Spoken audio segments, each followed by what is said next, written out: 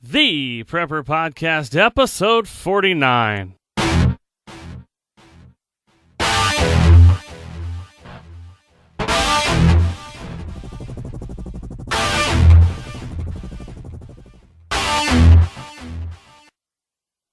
We've got to know whether or not their president's a crook. The American people would never vote for socialism. He said, under the name of liberalism, the American people will adopt every fragment of the socialist program.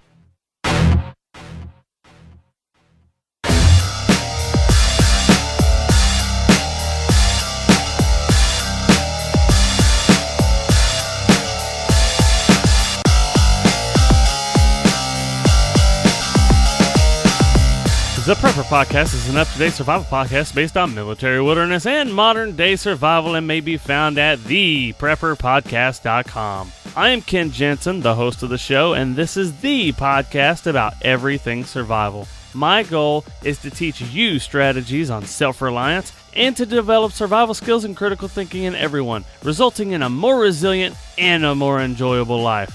This is episode 49, and today is a throwback issue from episode 7 about finding true north using a compass, the North Star, the sun stick shadow method, and even more, such as, I already said, Polaris, the Southern Cross and the Southern Celestial Pole, the movement of the stars, Orion's belt to find south, the crescent moon, using a makeshift compass needle, and a dial watch. Also, using a dial watch with the sun. Alright, the show notes may be found at theprepperpodcast.com/049. Also, it may be found at theprepperpodcast.com/finding north. Now for some housekeeping. I am actually on vacation right now. When you get this, I will be on vacation, which means I will be doing lots and lots of hiking, and I will see a lot of trees, and I will be enjoying myself under some waterfalls. This is the fall. Fall is my season. Autumn is definitely my season. I love seeing the leaves change. I love getting under the waterfalls. I love freezing my tail off in the middle of the night in a tent, all by myself, because my family will chicken out and be stuck in a car somewhere with the heater going while I'm freezing my tail off in a tent. Just sounds like all kinds of fun for me. I love going on vacation during the fall. I really enjoy the colors and the hiking. Just everything about fall is wonderful. It is the perfect weather for all kinds of outdoor activities. So that is why I normally take a vacation in the fall. Once I am back from vacation, I will actually be in the middle of a maintenance outage. This I do not enjoy. This is also another thing that we do in the fall every year because the spring and the fall is generally the best time to do a lot of work and stuff like that because it's not too hot, it's not too cold. Once again, the weather's just right. The perfect thing about fall is the weather. So, I will be in the middle of a maintenance outage after my vacation. What this means for you and for me is this is going to be a very busy 3 weeks for me. Because it's going to be so busy, I had to give you guys a few best of podcasts. So basically what I'm doing is I've selected a few podcasts that have great content from the past, and I have decided to replay those. Now, if you've already listened to all of my episodes, well, this one's going to be episode 7, so you may just want to skip it. However, I would implore you to stick around until I get done with the housekeeping before you go ahead and delete this, because the housekeeping is going to be recorded over top of my previous episode, so the housekeeping is actually up-to-date information about some things that are going on with me here and with this business. Alright, so because it is going to be an extremely busy 3 weeks, and it's so busy that I have to use some old content, which I promise you is great content, even if they are old episodes where I was not quite as comfortable behind the microphone. The content is spot on, and I think that you would really enjoy it. Because it's so busy, I also am probably going to be extremely slow to answer my emails. All right, I will try to get back to anybody who emails me. However, you have to understand that I'm on vacation and then I'm working and things like that, and there's a very good chance that I will not be able to get back to you very quickly on email. And the same goes for social media. So for Facebook, Twitter, Google+, all that, I will be very slow. I will be very slow to answer any questions or comments that you have. All right, so I wanted to go over my products again. I know that I've been teasing you guys a little bit, and I wanted to give you a little bit of an update. All right, remember, I do have an all-inclusive one-year preparedness system called How to Be a Prepper, and it's at theprepperpodcast.com/how-to-be-a-prepper. All right, now, I have not one, but I have two medical products coming out. One of them was actually supposed to be part of the other one, but during recording, I decided to separate them. And the reason why I decided to separate them was just the sheer importance of this other product. This product is called the Gun Carrier's Trauma Kit. All right, it is a webinar. It's a seminar that I'll be putting to tell you exactly what you need to be carrying in your Gun Carrier's Trauma Kit. All right, so if you can think about it, if you listen to this show, there's a very good chance that you either own a gun, you plan on owning a gun, there's a good chance that you also have your concealed carry permit or are in an open carry state and you carry open. But there's a very good chance that you carry. And if you don't carry, there's a very good chance that you have one in your home and you're going to use it for defense if needed. I know that this doesn't include everybody, but I can promise you it probably includes 98% of the people that listen to this podcast. And because of that, I decided that it was very important for me to create a thing called the Gun Carrier's Trauma Kit and to tell you exactly what you need to have in a trauma kit, because it's very important that if you're going to carry something with lethal force, you need to be able to deal with the consequences of that. The consequences is that as soon as you make the fight go lethal, there's a chance that it will be lethal and you are going to be the victim of lethal force. If you are the victim of lethal force, then you need to know exactly what to use and you need to know how to use it. So that is why I created the Gun Carrier's Trauma Kit, to tell you exactly what you need. Maybe next week I'll tell you what the other medical training kit is, or the other training is. It's important that even if you do see the Gun Carrier's Trauma Kit on my store right now, it's important that you do not go to the store and purchase it, because I have a little announcement to make for those of you who are wanting to take the Gun Carrier's Trauma Kit seminar. All right, so stick around next week and learn some more, probably about the other training that I have come out with. I did not have enough questions. You guys heard last week that I did not have enough questions for the 1-year anniversary show, but I will answer them in another show at a later date, I promise you. I did get some questions, and I really appreciate those questions that I got, and I promise you I will answer those on the show. I will get to them, but I will just have to get to them in a little bit later of a show, because as you know, I'm on a vacation and an outage. It's going to be extremely busy for me, and it's easier for me to just wait until all this is done before I come back and start answering your questions. Now, if you want to join in, if you would like to join in all the questions, all right, just send me your questions. Go ahead and call me at 978-KNOWS-IT. That's 978-KNOWS-IT. Or if you don't have letters on your touchpad, it's 978-566-9748. All right, that's 978-566-9748.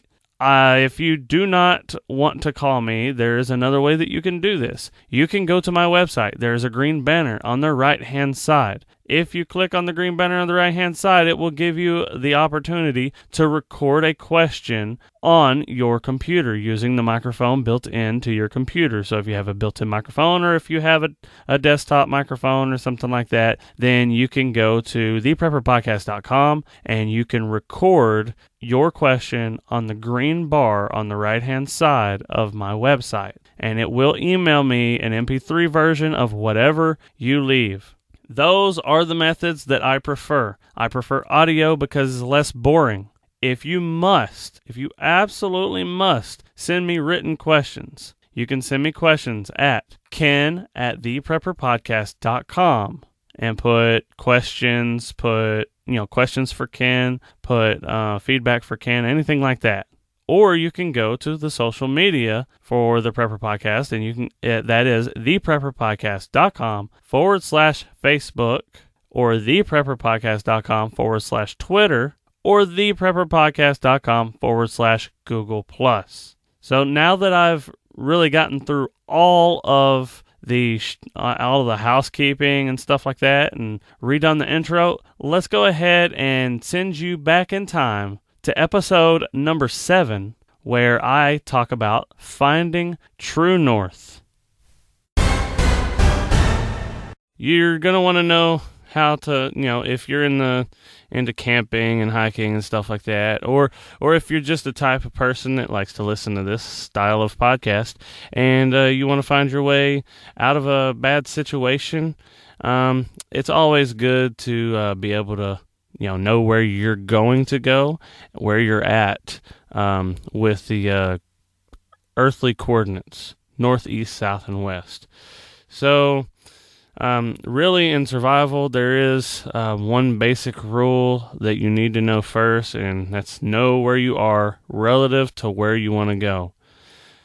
And that means if you're heading out anywhere, it's a good idea to know where it is on a map relative to a large interstate, to your home, things like that.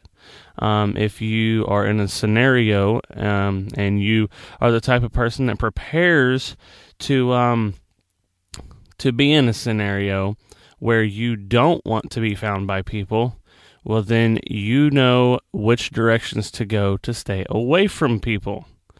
So it's very important to know north, east, south, and west, how to find those, where you're at, and where you are heading to. And another point, do not, I repeat, do freaking not trust your direction to ant hills, moss on trees, tree branches, or melting snow. Alright, this crap may be true 75% of the time, but you have to think about this. Ants are going to build how ants want to build. Moss is going to grow anytime that there is a microclimate that will allow it to grow, not just because of the direction of the sun. Everybody tells you, oh, well, you're in the northern hemisphere. Moss grows on the north side of a tree. Well, that's not necessarily true. At work every single day, I take a look down and I see moss on the southern side of buildings and stuff like that. What it is it has to do with the shade and the microclimate of that area that makes it good for moss to grow. So, in woods, there's a very good chance that moss can grow in all directions. There may be a little more to the north, and you may use that as a little bit of guidance to use another method. But do not trust your direction to them. You could die in that situation. Don't worry about tree branches following, going in the direction of sun. Don't worry about melting snow because, once again, like I said, microclimates. Just because the snow is not melted there does not mean that the sun doesn't reach there. It doesn't mean that the sun's not in that direction. Something may be in the way. Don't do something stupid and kill yourself. You need to learn the more accurate ways of finding your bearings.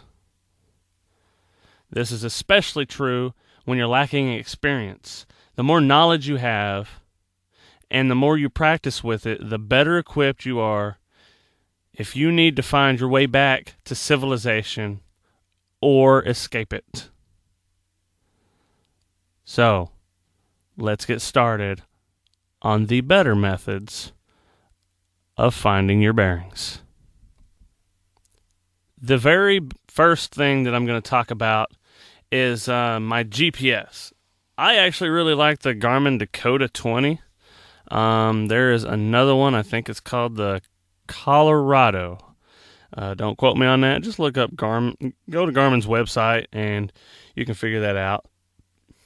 But mine is the Garmin Dakota 20. I like that GPS. It's a nice touchscreen one. It's water resistant, weatherproof. It's just really nice. It's easy to see.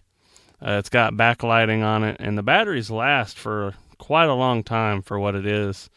They can tell you the direction of GPSs can tell you the direction of travel, the distance traveled, elevation, barometric pressure, and can plot your traveling history, which can help you track back to where you were if that's what you needed to do. The barometric pressure, that's really good for like storm, guessing when a storm's going to hit, stuff like that, because you'll see the barometric pressure drop when that happens. So, here's the deal. I tell people always take a GPS and a compass and map with them.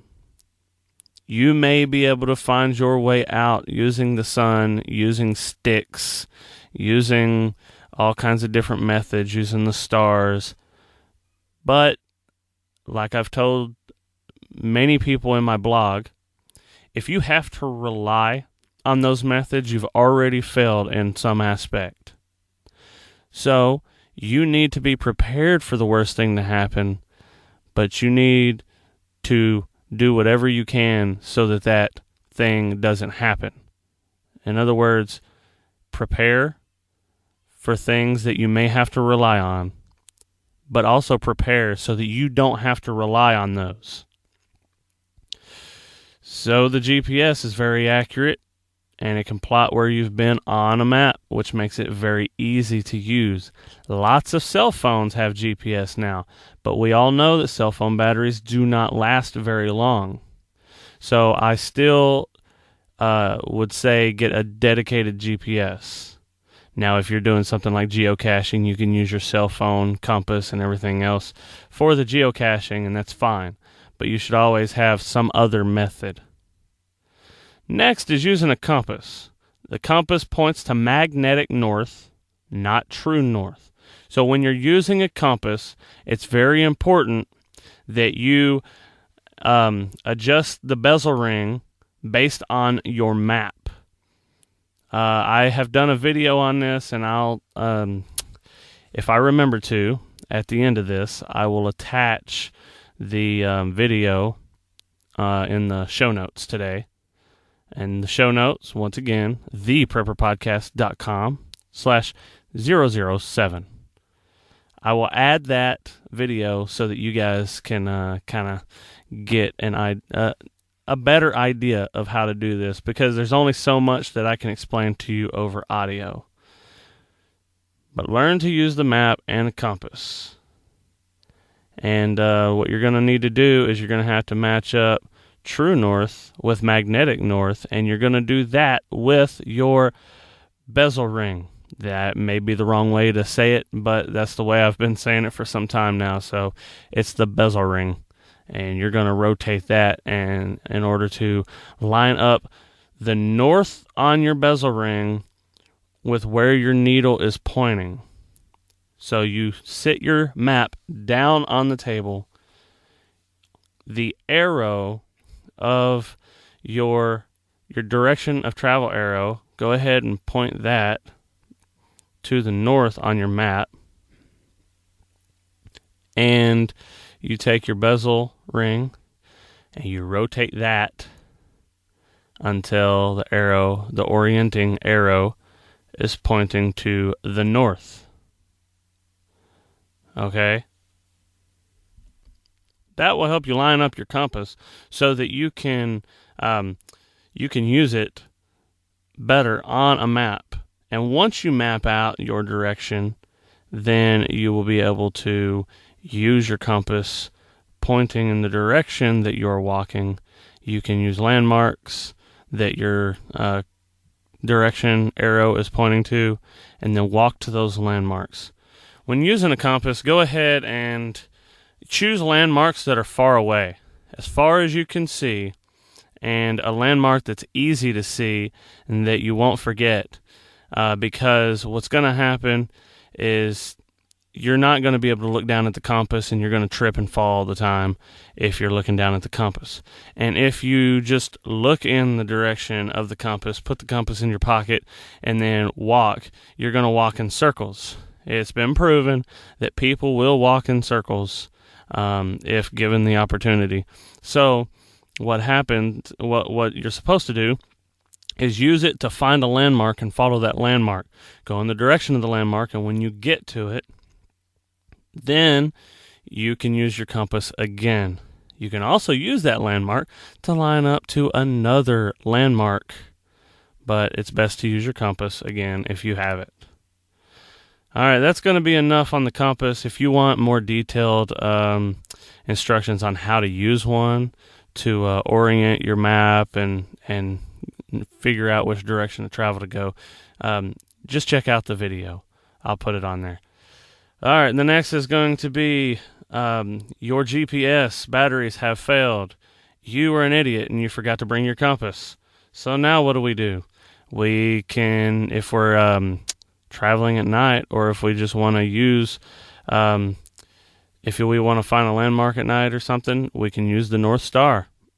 The North Star is probably the most accurate thing that we have in nature. I think it's only a degree or two off, which is definitely close enough for most of us to get where we're going, to some degree, to get where we can actually see, to where we can recognize, and then find out where to go from there. A couple of degrees can get you quite a ways away from where you exactly want to go, but it should get you close enough to where you can recognize your area. So we use the North Star. The North Star is the very last star in the tail of the Little Dipper. All right, and the North Star does not move very much. The rest of the sky essentially rotates around the North Star. So I use the Big Dipper and Cassiopeia as my locating devices for the North Star. A lot of times the Little Dipper is really hard to see, so you can almost always find the Big Dipper, and if the Big Dipper is not available, then you can find Cassiopeia, because the Big Dipper may be behind trees or something. All right, so the Big Dipper, if you look at the big spoon portion of the Big Dipper, not the handle, but the spoon, there's two stars making up the front of the Big Dipper. You draw an imaginary line through those stars and keep continuing on in the direction of the Big Dipper opening, so to speak, like the spoon opening, not the bottom of the spoon, but the top of the spoon. So you draw a line on the two stars that make up the end of the Big Dipper. That line will point to the North Star. Now about, 140 degrees away from that is Cassiopeia. Cassiopeia looks kind of like a M or a W, and the middle star of Cassiopeia almost point like the middle of the M or the middle of the W almost points to the North Star. All right, it's not exactly straight from Cassiopeia, but it's pretty close, and it's essentially halfway between the center of Cassiopeia and the end of the Big Dipper, the spoon side of the Big Dipper. All right. I also am going to have a link to a blog post that I've done on this that has more things that you can look at and kind of get a visual on what I'm talking about here. Once again, like I said, there's only so much that you can do through audio. I provide this audio so that people that just can't use screen time can get some idea of things that they need to do. So the idea behind today is now you know the different ways that you can find north. Now it's time for you to research and practice them. My children and I use the North Star quite often when we're camping. I actually teach them over and over again. But one thing that I have never used is the Southern Cross. I don't have extensive knowledge in the Southern Cross method, so I'm just going to explain to you the best that I can. There's a South Pole. It's called the Celestial South Pole, and you're not going to find some star or something there. But you will find the Southern Cross, and then there's a star called Achernar. I believe I'm saying it. That's the correct way of saying it. Achernar or Achernar. The South Celestial Pole is halfway between the Southern Cross and Achernar. And then it's also, if you find what's called the pointer stars, they're really close to the Southern Star, and they're approximately the same width as the Southern Star. And then you go down the length of the Southern Star to the bottom, and you make an imaginary line all the way to Achernar, and then you take your pointers, the pointer stars below, well, it actually depends on the time of night, but your pointer stars somewhere close to the Southern Star, and you go exactly perpendicular to those. You will draw an imaginary line exactly perpendicular to those and intersect the line that the Southern Cross makes with Achernar, and where those two imaginary lines intersect will be your South Celestial Pole. Like I said, I've never used this method. I'm just telling you this method because I have people that actually listen to my podcast that are not in the United States. Some of those people may be able to use the Southern Cross method. Once again, these photos will be on my blog. My blog link will be on the show notes. The next piece of technology that I trust a lot more than GPS is a dial watch. It's always good to have yourself a dial watch. You have to use this on a sunny day, or at least sunny enough for you to know where the sun is. Here's the deal. You have the dial watch on your wrist. You hold the wrist up in front of you where the dial watch is level to the ground. You point the hour hand of the dial watch at the sun. Then you will intersect between the sun and noon. All right, you look at the 12 o'clock position. The line intersecting between the sun and the 12 o'clock position will be north and south line. Let's see. The more acute angle, for those mathematicians that listen, the smaller angle will be pointing toward the south. The very large angle, or the point that is made where the watch hands meet, the point there that is made by your imaginary two arrows will be making the north. So your hour hand goes to the sun. The other imaginary line goes to the 12 o'clock position, and in between those two is south. And then opposite of south is north. If you are on daylight savings time, you use 1 o'clock instead of 12 o'clock. So you point your hour hand at the sun, and your other imaginary line will be at 1 o'clock. And then you will use the imaginary north-south line that you get from this.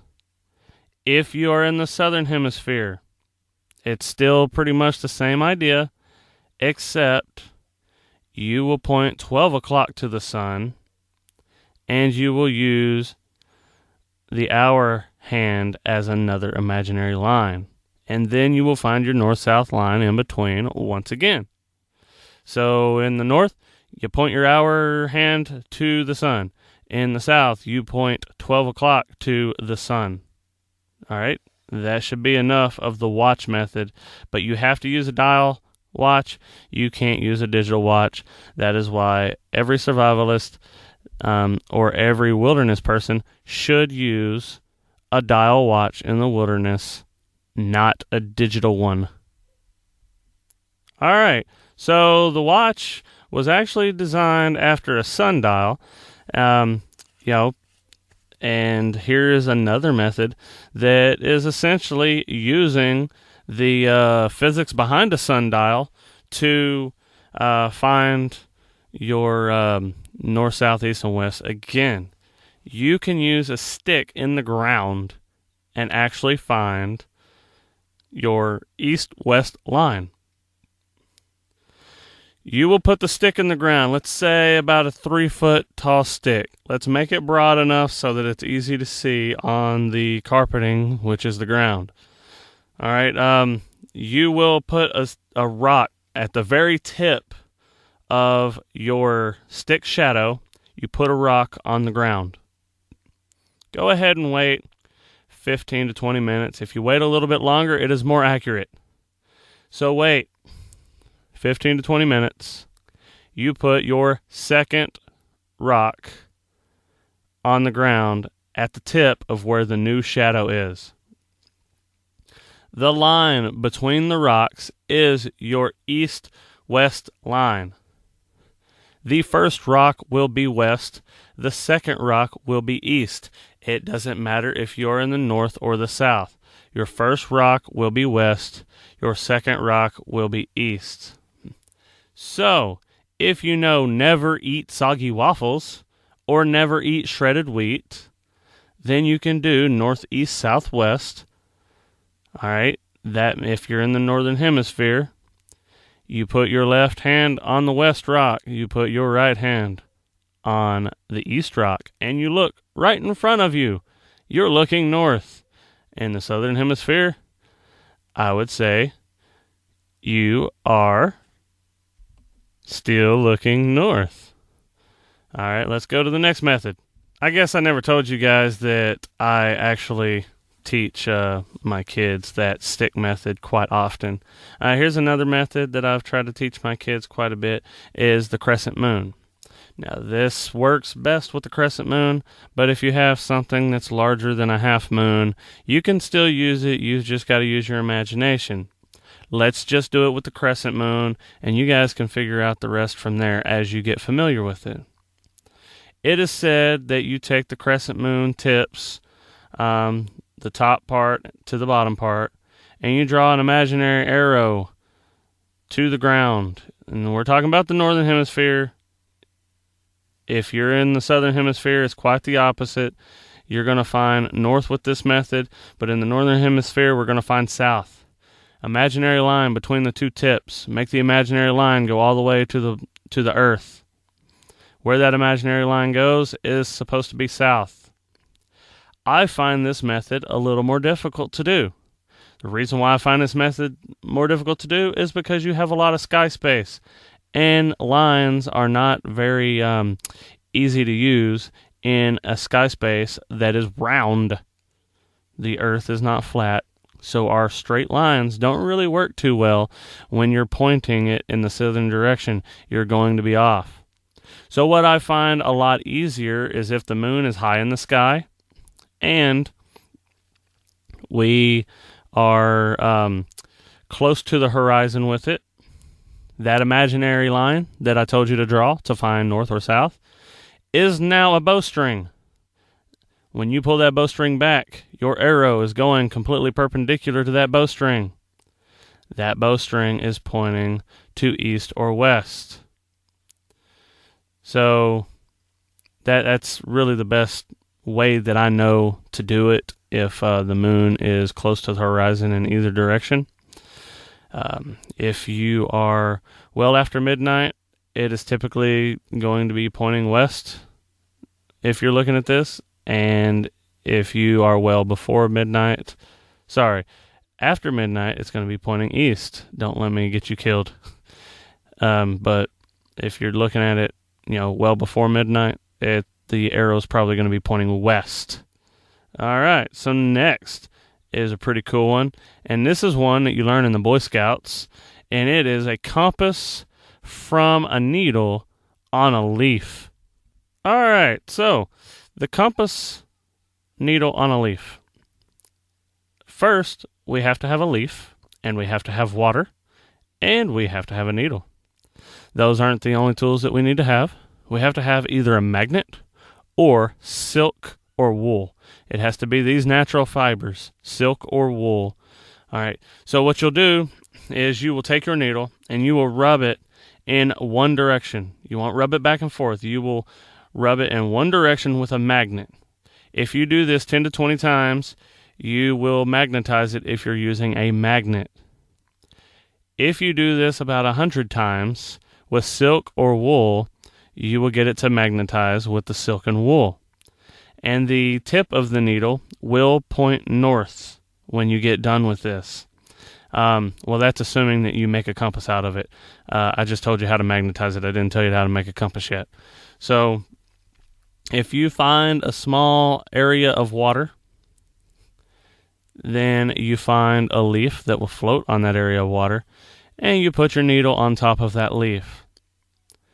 Because water has low resistance to the leaf movement, the leaf and the needle will move till the needle points north. Keep in mind where you placed it in the water at and which direction it drifts, because another important thing in survival is to figure out where the water is flowing to. All right? A lot of times people like to follow the direction of water flow.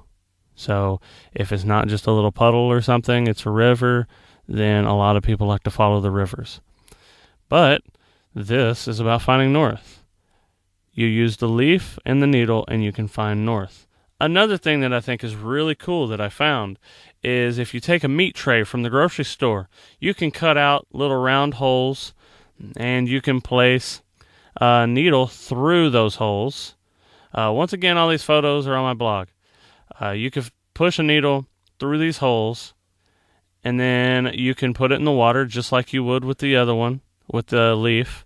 That's assuming that you have these in your bag because you're a prepper, and preppers have all kinds of crazy stuff in their bug out bag. I know I do.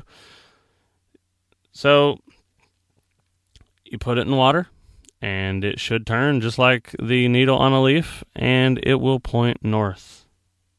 The next one, another constellation, is Orion's Belt. Orion's Belt runs east and west, and the sword hangs down from Orion's Belt, points south.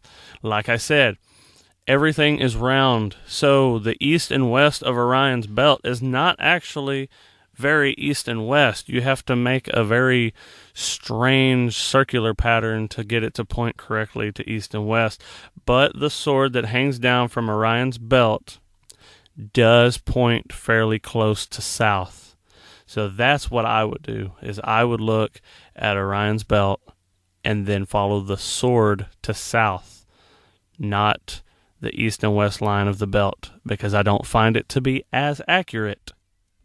The next method is going, just let's assume that you do not know anything about the Big Dipper, you don't know anything about Orion's Belt, you don't know anything about the moon or the sun or any of this. You are pretty much under a rock when it comes to any of the stuff that I've already told you about, but you are, for some reason, some analytical crazy person, and you can figure angles out and stuff like that, which after this, hopefully you should be able to, is you can follow the movement of any of the stars. If you go and Google, like time-lapse photos of stars or something like that, you're going to see a lot of photos where the stars look like they're in circles.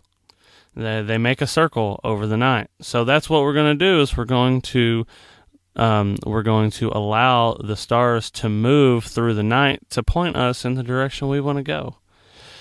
So how you're going to do this is you're going to put 2 sticks in the ground, one of them taller than the other one. The first stick, just to make it easier on us old people with bad backs, make the first stick about 5 feet tall, make the second stick about 4 feet tall. You can use smaller sticks. It's not that big a deal, but just to save your back a little bit, use 5 and 4 or 6 and 5. It's up to you. You will use your eye and line the tops of the 5-foot and the 4-foot stick where you see the tip, or you see the star touching the tip of both sticks. So the tall stick should be behind the short stick, and you should see the star touching the tip of them. From there, wait 15 to 30 minutes. The longer, the better. If you see the star move up, you are looking east. If you see the star move down, you are looking west. And if you see the star move right, you are looking south. If you see it move left, you are looking north. Now, that is, you're going to go back to the sticks. You're going to put your eye where the sticks line back up, but the star is no longer going to be touching them. So the star that you were looking at before that were touching the sticks, which direction did it go? Up, down, left, or right? I'm not going to repeat the east, west, south, and north, which direction it travels, because it takes a little bit too long. But that is yet another method to find north, east, south, and west. I hope you guys have enjoyed this this portion. I know it can be kind of boring just sitting here talking about ways of finding north. I try to make this as energetic as possible, as entertaining as possible. And if you guys have anything that you would like me to start adding to this, that would be great. I would love to make this more entertaining for you guys. If you guys want me to throw some jokes in the middle, if you want me to give you like some historical commentary, it doesn't really matter to me. Whatever would entertain you guys more, to make you listen to the skills that I'm trying to teach you guys, whatever will make it more fun, that's what I'm willing to do. So just get back with me. You can go to theprepperpodcast.com, and I believe I have a tab that says contact me, and you can click on that, and you can get a hold of me pretty soon. I will try to get myself a hotline so that you guys can call in your questions. That would be really cool for me to be able to play all of you guys on the air as you see fit. And once again, I don't need to know everything about you if you don't want me to. And I will not give your full name over the air if you ask a question. Usually I'll go by a first name basis. And if you give me a location, I will probably just say what state you're in. So it would be like Bob from Colorado or Dan from Florida. That's how I would probably do it. All right, next. I had a question from somebody, and that question was, what can you do to assist in training your children? What he's talking about here is he wants to know if there are some ways of teaching your children all the skills that you would want to learn as a prepper or as a survivalist, and he wants to know how to train them that way. Well, let me start off first. I'm going to make 2 blog posts over the children and teaching the children and stuff like that. So look for that at cleversurvivalist.com. You can see that coming up pretty soon, well, at least within the next week or so. So we want to use games. We want to use games because children love games. So school's not really school if it's a game, right? Training's not really training if it's a game, right? Paintball's not training. Paintball's fun. Airsoft's not training. Airsoft is fun. But they're getting trigger time. They're getting used to a way of they're getting used to the tactics of it. So Well, game number 1, paintball or airsoft. Get them the gear that they need to be safe. Paintball, airsoft, and join in the fun with them. Let them win on occasion. Make it fun for them. That is a very fun game for them. All right, the next game, geocaching. It doesn't seem like much of a game, but they're going to learn how to orienteer. They're going to learn how to use a compass and map, and they're going to learn how to use a GPS. I would start off letting them use a GPS on your cell phone because the GPS on your cell phone is much easier to use. It is less accurate than a handheld GPS, but it is a little easier to use. Next, move them up to your GPS. Once they've gotten the hang of using GPSs and maps and stuff like that, well then now you can teach them how to use a compass and map, and you can put the grid on the map. Okay, so the latitude, longitude, you can put that on the map, and they can learn how to find, or you can get a map with it already on there. That's what I would do because it's a lot more accurate and a lot more detailed.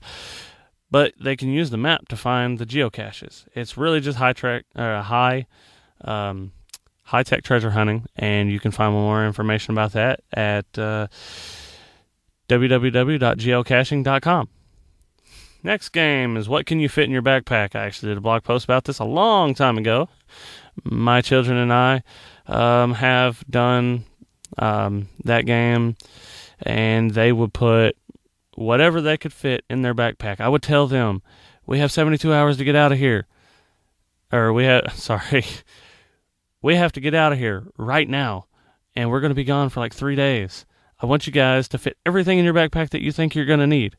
And I would give them no other information than that. They would go in there and they would grab their clothes, they would grab toys and all kinds of stuff. And it's hilarious to see what kids can bring sometimes. I mean, if nothing else, you guys are going to be entertained with what they put in their backpacks. And then you can, walk through and you can say, well, the reason why you would want to bring this or you wouldn't want to bring this is because of this. So you're teaching them, you're having fun, they're having fun, and make sure that they put up the backpack and they put up the clothes and stuff that they pulled out. Because first time we did it, we didn't even think about that. As obvious as it may seem, we were just having fun and forgot that the kids ended up throwing their toys and clothes all over the house. But that's cool. All right. Shooting the can. This is better than target practice because cans are reactive targets. So fill up your can with some triple expanding foam, like Great Stuff or something like that, and the cans will not fall apart on you very quickly, and they will, when you shoot them, they fall over. It's that simple. The kid shoots it, it falls over. They yell and scream and say, yay! And then they shoot another one. It falls over, they yell, scream, and say, yay! All right, so shooting the can or using any other type of reactive target is much, much better than target practice, especially for the untrained. So start off with BB guns and airsoft guns, work up to pellet rifles, and then up to 22s, stuff like that. However where you are will allow it. The next game is not really a game at all. The next game is going camping, having a camp out. Go with us, and have a little small hike or something like that. Dad needs to learn a valuable skill before the camp out.